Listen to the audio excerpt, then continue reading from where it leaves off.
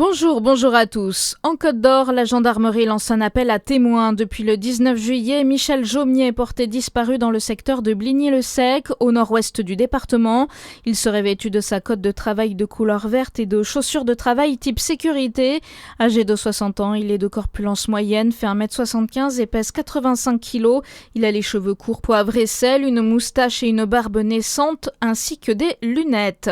Le maire d'Alès, menacé par des trafiquants de drogue, Christophe Rivanc, a été exfiltré de son domicile dans la nuit de lundi à mardi par le RAID. Une semaine plus tôt, il avait reçu 2 balles dans une enveloppe.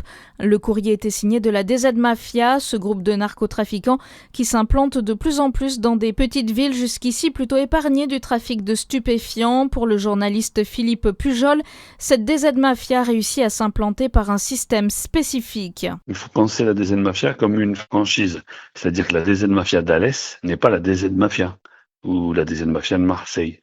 Marseille, c'est la maison mère. C'est là où ils se sont créés, dans le 14e arrondissement, au 15e. Donc la DZ Mafia d'Alès ne répond pas aux ordres des chefs de la DZ Mafia Marseille. Pourquoi Alès? C'est la conséquence de tous les dysfonctionnements d'une société sur un territoire donné. Ce que moi j'appelle le monstre.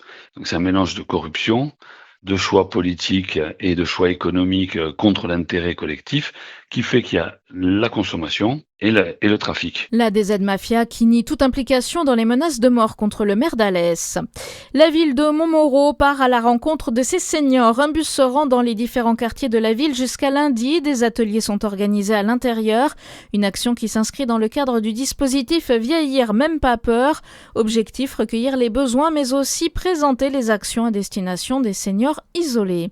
À Besançon, un appel à candidature pour le prochain international Tattoo Show. Fort du succès rencontré lors des précédentes éditions, les organisateurs lancent un appel à candidature à destination des tatoueurs et tatoueuses, mais aussi des marchands et créateurs souhaitant participer à l'événement. Le salon se déroulera les 3 et 4 avril 2027 à Micropolis Besançon. À Montceau-les-Mines, le musée du camion veut renforcer ses actions le dimanche. L'usine EIO a lancé sa saison estivale depuis le mois de mai, avec pour la 2e année consécutive davantage d'ouverture, notamment les dimanches après-midi. Pour attirer les visiteurs, des pépites de mécanique vues au cinéma sont exposées. D'autres véhicules inscrits à l'inventaire des monuments historiques sont aussi à découvrir. Du foot, le DFCO s'est imposé hier face à Bourg-en-Bresse, une victoire 2-1 en toute fin de match. Et puis Jasper Philipsen a remporté hier la 17e édition du Tour de France à Voiron.